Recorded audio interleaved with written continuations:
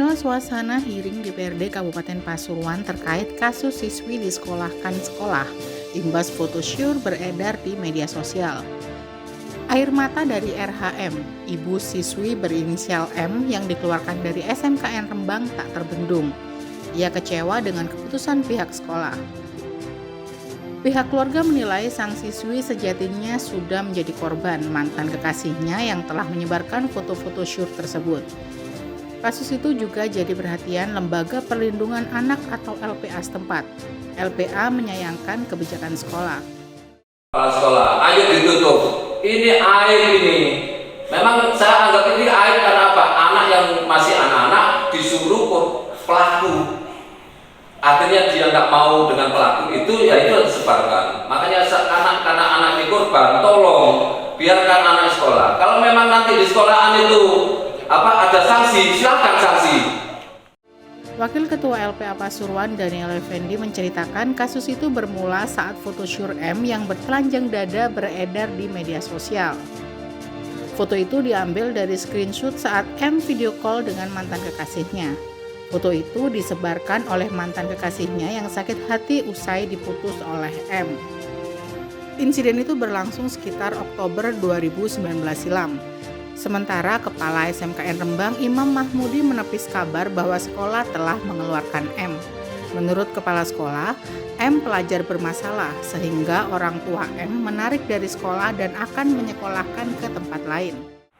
Jadi banyak orang Pasuruan sekolah di luar Pasuruan kan, dengan cara kos atau apa. Itu teknis sebetulnya menurut saya.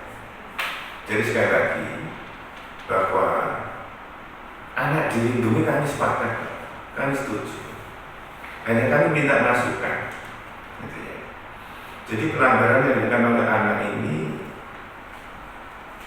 diupload ke Facebook dan itu dilihat oleh banyak orang, termasuk siswa kami. Sedangkan kami di sekolah itu punya aturan, punya tata tertib agar menjaga supaya anak-anak yang melanggar itu tidak terus dilindungi atau bagaimana. Saya juga bahasanya kurang paham. Kalau saya anak dilindungi saya paham, tapi kalau sudah anak melanggar, ya jadi kami tidak melihat anak itu korban atau apa, tapi yang jelas viral. Di sisi lain, DPRD menegaskan pihaknya bukan pengadil. Dewan hanya berupaya memediasi. Saya tidak berpihak pada siapapun. Cuma kalau melihat kronologi daripada permasalahan ini berlarut-larut, saya mewakili masyarakat juga teman-teman dari keluarga. Masa hal ini nggak bisa. Mungkin itu Mbak Imam ya harapan saya itu. Tapi saya juga nggak bisa maksa karena bukan kewenangan kita. Tapi saya bisa memaksa karena ini warga kita. Saya berhak membela itu saja.